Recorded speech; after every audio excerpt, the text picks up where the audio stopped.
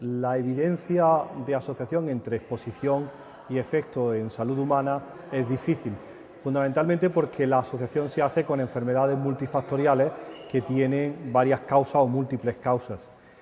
Lo que primero se abordó fue el cáncer hormonodependiente y, por supuesto, cáncer de mama ocupó los primeros trabajos y la primera atención. Después se habló de cáncer de próstata, de cáncer de ovario, de cáncer de tiroides, y siempre son enfermedades de largo periodo de incubación, multifactoriales y donde hay además una carga genética.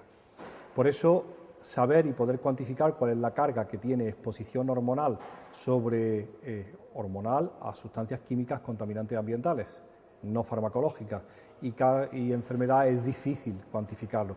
Lo que sí se sabe es que, por ejemplo, para los cánceres en humanos, no más del 10% son de causa genética. El resto son fundamentalmente debidos a la exposición medioambiental, a la alimentación, a los hábitos de vida y, por tanto, disruptores endocrinos que son contaminantes ambientales entran de lleno en los hábitos del día a día.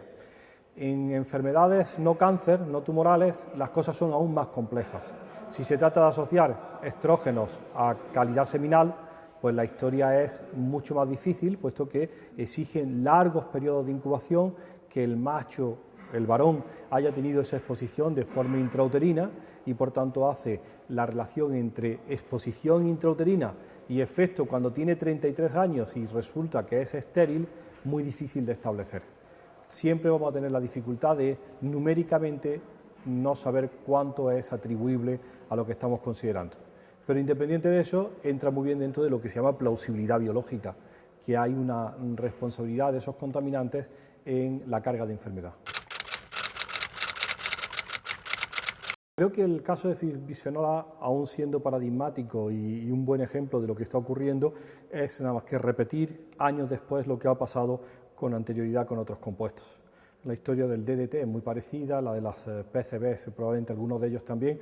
Se acumula la evidencia, hay gente que clama que hay una perfecta asociación, que es suficiente para que sea regulado, pero se va gastando tiempo y tiempo y tiempo hasta que en un momento determinado se decide cesar en la producción, estudiar la disminución de la exposición humana y a continuación empezar a hacer estudios de asociación a largo plazo una vez que el producto ya ha sido prohibido o reducido en su presencia medioambiental.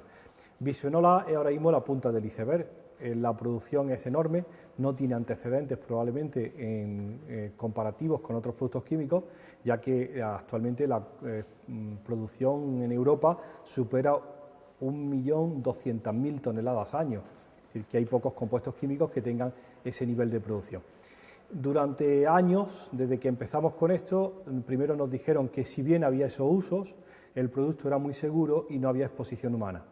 Abordamos exposición humana, nos costó en el año 96 demostrar que había exposición humana, hasta ahora que ya hemos publicado y demostrado que el 100% de la población española y el 100% de la población europea orina todos los días bisfenol A, que las embarazadas en el tercer trimestre orinan bisfenol A, y que los niños de 4 años, que no están profesionalmente expuestos, porque son niños de 4 años, orinan todos los días 4 nanogramos mililitros de bisfenol A. Una vez que se demuestra que todo el mundo está impregnado y todo el mundo tiene su dosis diaria, ahora el argumento es que, ok, están expuestos, pero los niveles son muy bajos. Y eso tiene dos grandes problemas que defender. Uno, ¿qué son niveles bajos? Los niveles bajos dependerán de la susceptibilidad del individuo, de la susceptibilidad de sus sistemas y del daño que sean capaces de hacer esos productos, ese producto en un determinado ventana de exposición, una edad determinada, una fase del desarrollo intrauterino o de la primera infancia. Y lo segundo es que bisfenol A no está solo, está acompañado de otros productos químicos, también residuales, que tienen un efecto parecido o actúan por mecanismos similares. Ese cóctel a lo que la población española está expuesto es el que nos interesa que sea regulado, no los productos de forma individual, sino el conjunto del efecto cóctel de todos ellos.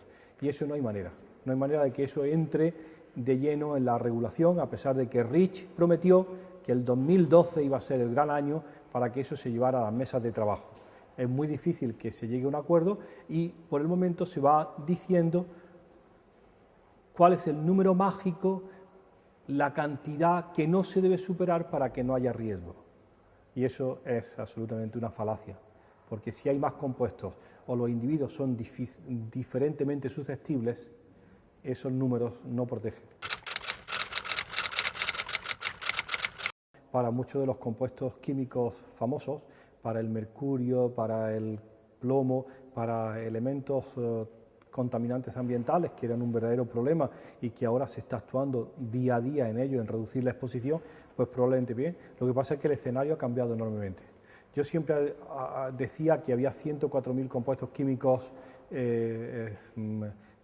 censados en la Unión Europea porque tenían un registro y era lo que el hombre había producido y había registrado desde finales del siglo XIX hasta ahora. Ya me corrigieron el otro día en una reunión. Alguien del Karolinska levantó la mano y dijo, no, son 135.000. ¿De acuerdo? Son 135.000. El nuevo panorama, la nueva realidad es la exposición humana inadvertida, no profesional, a múltiples compuestos químicos en el día a día. Y eso es lo que no está bien caracterizado ni bien estudiado por la toxicología actual.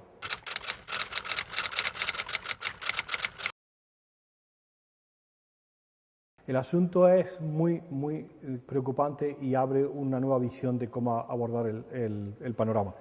Cuando se habla de exposición profesional en un medio muy contaminado a determinados productos, estamos hablando siempre del trabajador sano en un medio laboral con unos sistemas de protección y una conciencia clara de la exposición.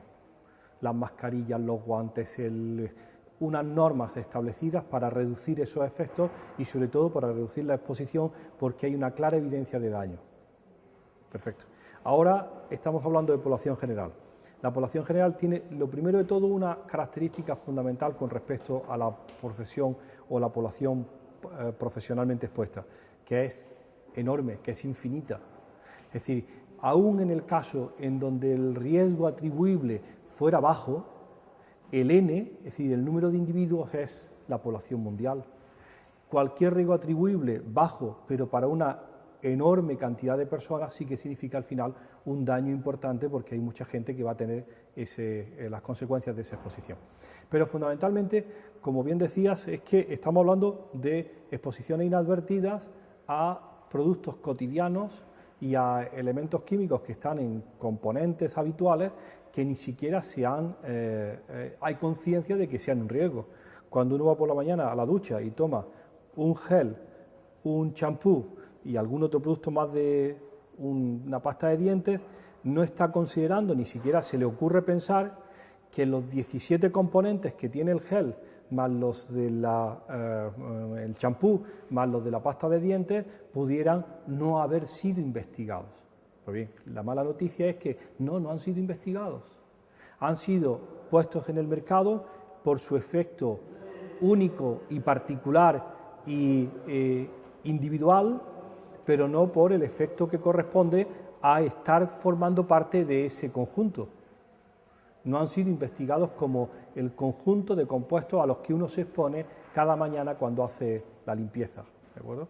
Entonces, eso hace que la seguridad o los números o las estimaciones que se hayan hecho para compuestos individuales no sea útil para lo que uno se va exponiendo a lo largo del día. Recuerdo un trabajo muy interesante hecho en Boston hace unos años, en donde analizaban parabenes, eftalatos, benzofenonas, canfenos y otros productos de cosmética en una población de trabajadores de oficina en Boston, ¿no?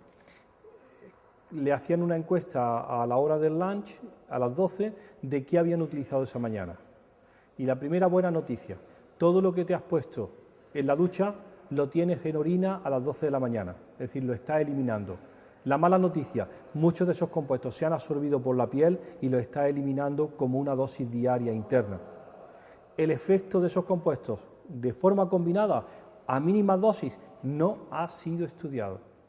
Y ahora, una vez que ha ocurrido la exposición, nos planteamos si eso es bueno o es malo. Lo segundo, que tengo que comentar una cosa porque es importante. La toxicología esa clásica se había hecho para el individuo que paga la toxicología. El blanco de 45 años, macho y de clase social elevada. Y ahora hemos descubierto que aparte de ricos hay pobres, que aparte de machos hay hembras, y que aparte de adultos hay niños, y aparte de negros hay blancos. Y empieza a dar que no todo el mundo tiene iguales mecanismos de absorción ni está expuesto de igual manera. Y es sorprendente ver en las publicaciones de los últimos 5 años que siga la gente diciendo qué llamativo, los niños están más expuestos al bisfenol A que los adultos, orinan más bisfenol A que sus madres, orinan el doble que sus padres. Claro, las exposiciones no son idénticas.